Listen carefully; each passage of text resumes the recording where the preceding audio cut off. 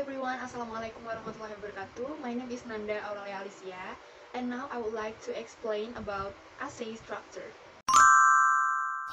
Introduction. Principal purpose of the introduction is to present your position, also known as the thesis or arguments, on the issues at hand. But before you even get this thesis statement, for example, the essay should begin with a hook that grabs the reader's attention, makes them want to read on. Examples of effective hook include relevant quotations like, "No man is an island." Move on to the thesis. The thesis should be a clear one-sentence explanation of your positions that leaves no doubt in the reader's mind. That the basic introduction doesn't need to be much more than 3 or 4 sentences in length. If yours is much longer, you might want to consider editing it down a bit. No man is an island, and as such he is constantly shaped and influenced by his experience. People learn by doing and accordingly learn considerably more from their mistakes than their success. First paragraph of your essay, it is your opportunity to give the reader the best first impression possible. The introductory paragraph not only gives the reader an idea of what you will talk about, but it also shows them how you will talk about it. Active voice were in the subject's direct actions rather than let the action happen to them. He scored at 97% instead of he was given a 97%. It's much more powerful and attention-grabbing way to write. At the same time, unless it is a personal narrative, avoid personal pronouns like I, my, or me. Try instead to be more general and you will have your reader hook.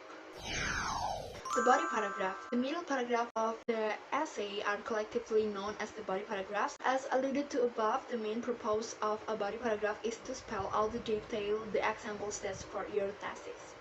For the first body paragraph, you should use your strongest argument or most significant example unless some other more obvious beginning point, as in the case of chronological explanation is required. The sentence of this paragraph should be topic sentence of the paragraph that leads to the examples. Please in the mini outline of introductory paragraph. One sentence body paragraph that simply cites the examples of George Washington's or LeBron James is not enough. However, no, following this an effective essay will follow up on this topic sentence by explaining to the reader in detail who or what an example is, and more importantly, why that example is relevant. Even the most famous examples needs context. For examples, George Washington's life was extremely complex. By using him as an example, do you intend to refer to his honesty, bravery, or maybe even his wooden teeth?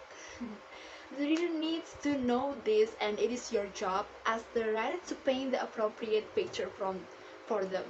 To do this, it is a good idea to provide the reader with 5 or 6 relevant facts about the life in general or even in particular you believe most clearly illustrates your points. Having done that, you need to explain exactly why these examples proves your thesis.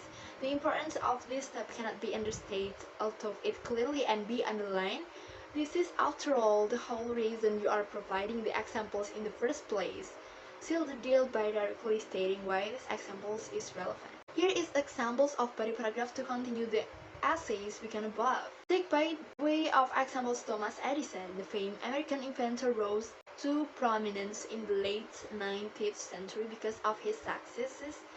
Yeah, but even he felt that the successes were the result of his many failures. He didn't succeed in his work on one of his most famous invention, by light bulb, on his first try, nor even on his 101st try.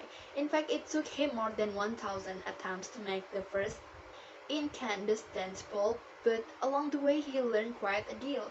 As he himself said, "I didn't fail 1,000 times, but instead succeeded in finding 1,000 ways it wouldn't work."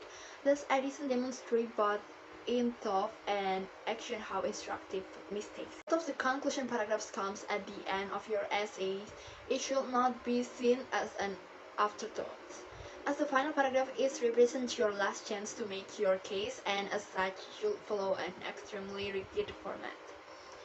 One way to think of a conclusion is paradoxically as a second introduction, because it does in fact contain many of the same features.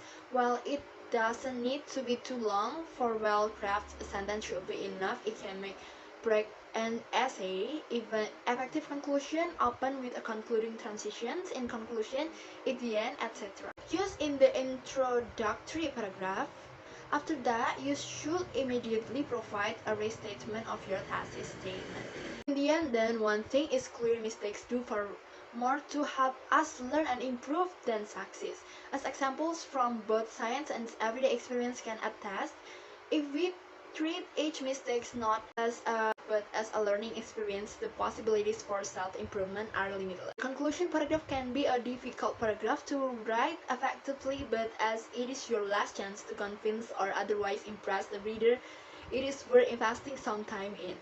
Take this opportunity to restate your thesis with confidence. If you present your argument as obvious, then the reader might just do the same. That's all what I can explain to you. I hope you can understand what I said, and wassalamualaikum warahmatullahi wabarakatuh.